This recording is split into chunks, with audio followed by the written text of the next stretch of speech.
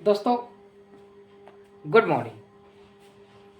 नए जुनून के साथ, नए प्रश्न के साथ हम आपके सामने आए हैं। फिजिक्स का कुछ इम्पोर्टेंट क्वेश्चन लेकर एक एक क्वेश्चन बताएंगे जो आपको लिए सरलता से आप बोर्ड 2023 में पाएंगे। फूलों की माला बनाई जाती है शोभा बढ़ाने के लिए। आपको परीक्षा में सफल होंगे, ये हमारी दुआ है आपको बढ़ाने के लिए। तो हम चलते हैं अगले वीडियो में। हमारा प्रश्न क्या है?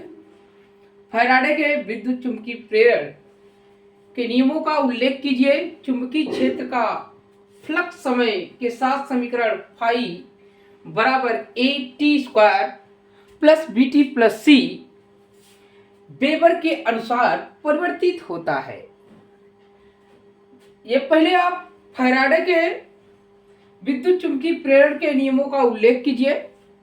फैराडे ने दो नियम दिए हैं। पहले नियम में उन्होंने बताया है कि जब किसी विद्युत परिपथ में चुंबकीय फ्लक्स में परिवर्तन किया जाए, चुंबकीय फ्लक्स में परिवर्तन होता है किया जाए, तो परिपथ में एक प्रेरित विद्युत वाहक बल उत्पन्न हो जाता है। जब किसी विद्युत परिपथ में चुंबकीय फ्लक्स में परिवर्तन होता है तो उसमें प्रेरित विद्युत वाहक बल उत्पन्न हो जाता है। इस प्रेरित विद्युत वाहक बल का परिमाण चुंबकीय फ्लक्स के परिवर्तन के ऋणात्मक दर के बराबर होता है, अर्थात E बराबर, पहले नियम इन्होंने दिया, E बराबर माइनस डेल्टा फाई बटे डेल्टा टी। अर्थात इसको लिख सकते हैं, अगर फेरों की संख्या n है तो माइनस यल डेल्टा फाई बटे डेल्टा टी। ये प्रथम नियम होने दिया। प्रथम नियम है, जब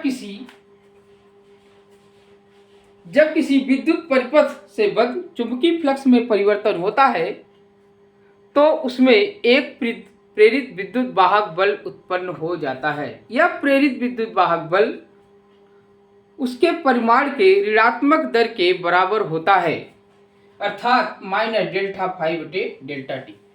यदि फेरों की संख्या n है तो वहां पर हम लिखते हैं E बराबर माइनस n डेल्टा फाई बटे डेल्टा टी। दूसरा नियम उन्होंने क्या बताया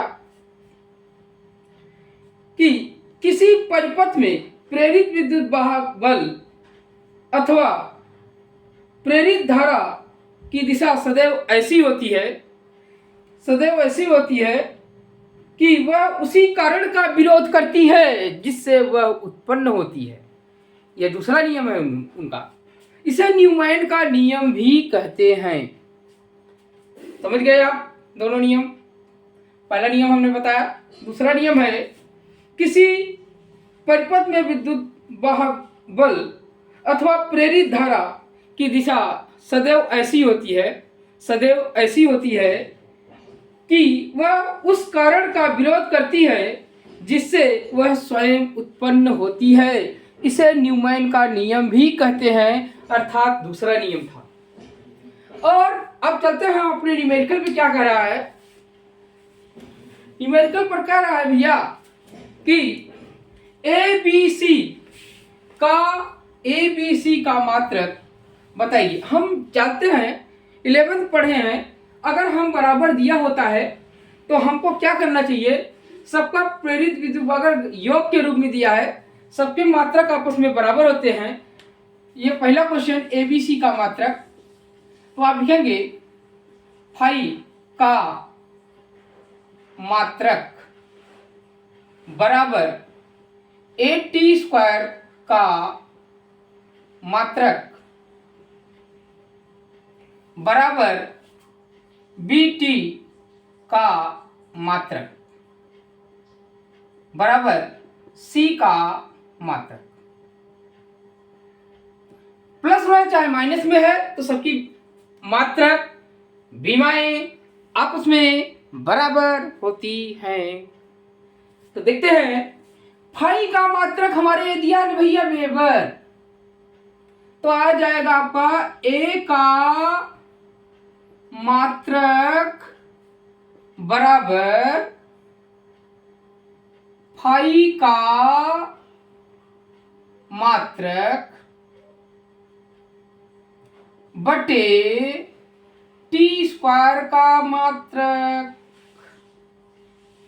आते हैं फाई का मात्रक हमारा दिया था वेबर, वेबर प्रति टी स्क्वायर है अर्थात सेकेंड स्क्वायर, लिख दीजिए जरा से भी देर न करिए। दूसरा को आता है बी का मात्रक, बी का मात्रक बराबर फाई का मात्रक, चुंबकीय फ्लक्स का मात्रक, मात्रक बटी टी का मात्रक। तो हमारा आता है वेबर प्रति सेकेंड रख दीजिए, और सी का मात्रक भैया जो फ्लक्स का मात्रक वही तो देना है क्योंकि ये दोनों बराबर ही हैं, अर्थात सी का मात्रक बराबर वेबर लिख दीजिए, अर्थात तीनों के मात्रक, पहले का मात्रक ए का मात्रक ए, बी का मात्रक ए, सी का मात्रक ए। दूसरा क्वेश्चन क्या कहता है भैया, देखिए ध्यान दीजिएगा।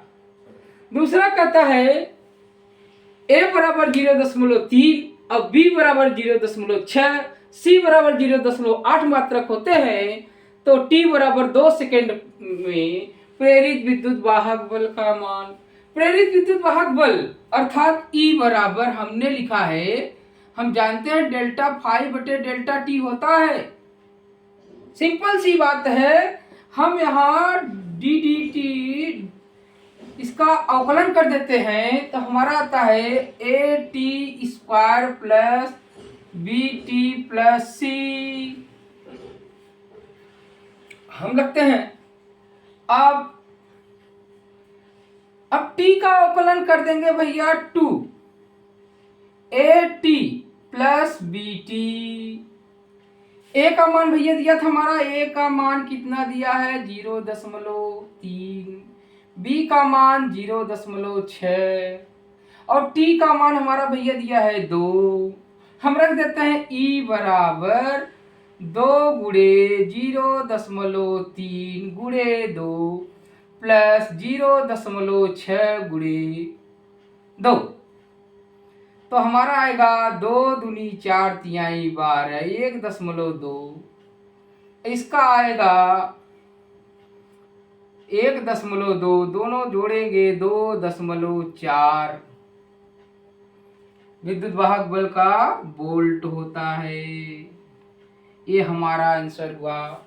एक 5 नंबर का क्वेश्चन है, फैराडे का प्रथम नियम और द्वितीय नियम दोनों लिखिए, फिर चुंबकीय फ्लक्स में के साथ फाई का मान दिया है और ए बी का मात्रक निकालने के लिए ए समीकरण इसका फाई का मात्रक ए टी स्क्वायर का मात्रक बराबर बी टी का मात्रक बराबर सी का मात्रक लिखते हैं, फिर हम ए बी सी का मान ज्ञात कर लेते हैं।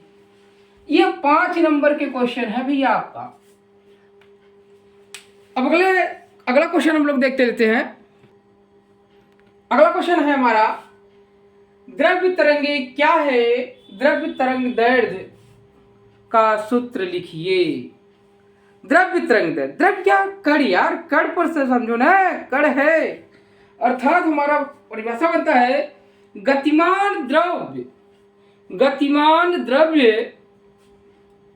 कण से संबंध, गतिमान द्रव्य कण से संबद्ध तरंगे द्रव्य तरंगे अथवा दी ब्रोगली तरंगे कहलाती हैं। फिर समझिए, द्रव्य तरंगे क्या है, गतिमान द्रव्य कण से संबद्ध तरंगे द्रव्य तरंगे अथवा दी ब्रोगली तरंगे कहलाती हैं। फिर से एक बार सुन लीजिए, गतिमान द्रव्य से संबद्ध द्रव्य तरंगे कहलाती हैं। अब अगला ये तो हो गया परिभाषा। द्रव्य तरंगों का सूत्र लिखिए। द्रव्य तरंगों का सूत्र लैम्डा, तरंग दैर्ध्य का सूत्र लैम्डा बराबर h बटे एम भी। अब इसको दर्शाइए, यम क्या है? यम आप बताएंगे कण का द्रव्यमान, कण का द्रव्यमान। अभी बताएंगे कण की चाल,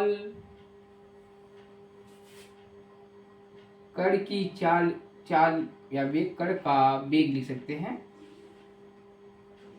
यच है प्लांक नियतांक, प्लांक नियतांक, और लैम्डा तरंग दैर्ध्य। समझ गए? ये दूसरा क्वेश्चन हुआ हमारा, बहुत ही इंपॉर्टेंट है। अगले क्वेश्चन चलते हैं। अब अगला क्वेश्चन आप लोग पढ़िएगा, हम पढ़ाए हैं कि ट्रांसफार्मर क्या है, और इसमें और पूछेगा उच्चाई तथा अपचाई ट्रांसफार्मर में अंतर का उल्लेख कीजिए। ट्रांसफार्मर ऊर्जा क्षय के कारण का उल्लेख कीजिए। ट्रांसफार्मर, ट्रांसफर कर दो ना। जब किसी उच्च वोल्टेज को निम्न वोल्टेज में और निम्न वोल्टेज को उच्च वोल्टेज में परिवर्तित किया जाता है, ऐसी युक्ति ट्रांसफार्मर कहलाती है। ट्रांसफार्मर दो प्रकार का होता है, उच्चाई ट्रांसफार्मर और अपचाई ट्रांसफार्मर।